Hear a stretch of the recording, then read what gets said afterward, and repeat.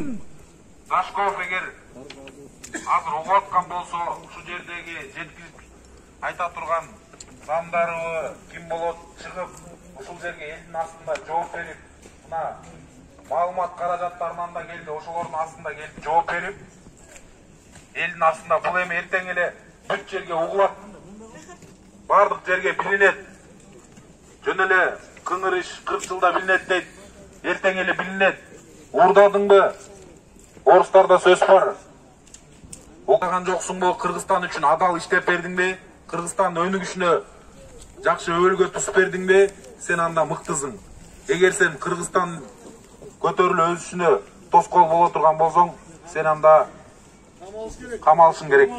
Ошон үчүн биз дагы Кыргызстан ушундай таза эмес адамдардан тазаланышына биз ар дайым тикебизден тик туруп беребиз.